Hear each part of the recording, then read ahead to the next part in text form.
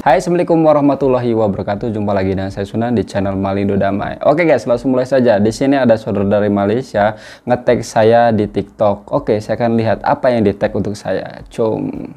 Sesuai dengan namanya, Merdeka 118, gedung ini memiliki 118 lantai, ditambah 5 tertinggi lantai nomor basement. 2 di dunia. Pembangunan gedung ini didanai oleh Permodalan Nasional Berhad atau PNB dengan anggaran 5 miliar ringgit Malaysia atau sekitar 17,2 triliun rupiah. Yang mana gedung ini mulai dibangun pada Juli tahun 2014 dan sempat terhenti pada Maret hingga Mei tahun 2020 akibat pandemi, dan akhirnya puncaknya selesai dibangun pada November tahun 2021.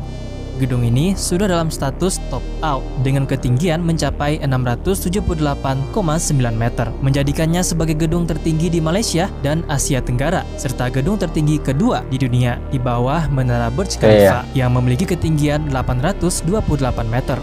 Nah, Gedung Merdeka 118 akan digunakan sebagai perkantoran, hotel, apartemen, VIP lounge, restoran, observatorium, skydeck, mall, dan taman. Saya tidak kaget lagi karena saya udah berapa kali nge-reaction tentang gedung ini. Gedung ini adalah salah satu gedung tertinggi nomor 2 di dunia selepas Burj Khalifa.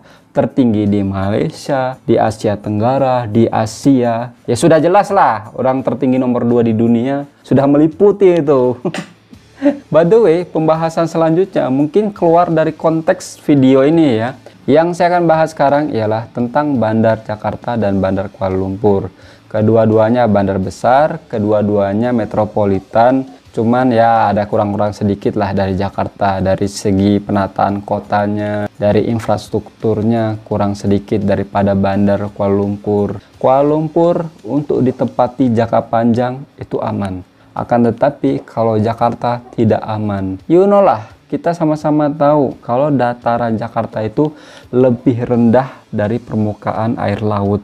Macam ini saya kasih contoh ya. Ini daratan Jakarta, sedangkan ini permukaan laut. Diprediksi kalau nggak salah di tahun 2050 Jakarta tenggelam. Cuman yang heran dan peliknya, pemerintah khususnya Jakarta itu tidak membuat ancang-ancang untuk mengelakkan yang katanya Jakarta mau tenggelam di tahun 2050. Mereka hanya membina beton pembatas antara laut dan daratan. Harusnya pemerintah Jakarta belajar kepada Belanda. Karena negara Belanda itu kan negaranya di bawah permukaan laut. Mereka nggak pernah kebanjiran, walaupun negaranya di bawah permukaan laut. Pendapat saya, harusnya cepatlah buat something supaya mengelakkan yang katanya Jakarta akan tenggelam. Ditambah lagi dengan pemanasan global, jadi volume air di laut itu bertambah dan semakin tingginya permukaan air laut. Sedangkan daratan Jakarta itu tambah turun. Karena kenapa? Pengurangan lapisan sedimen tanah akibat beban sedimen di atasnya.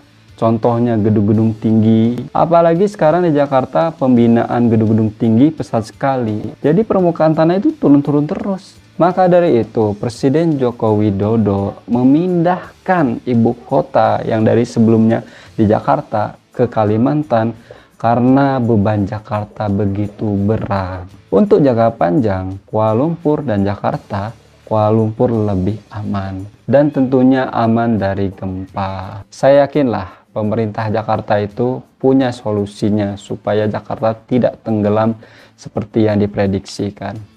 Oke teman-temanku semua, saya Aris. Assalamualaikum warahmatullahi wabarakatuh. Ciao.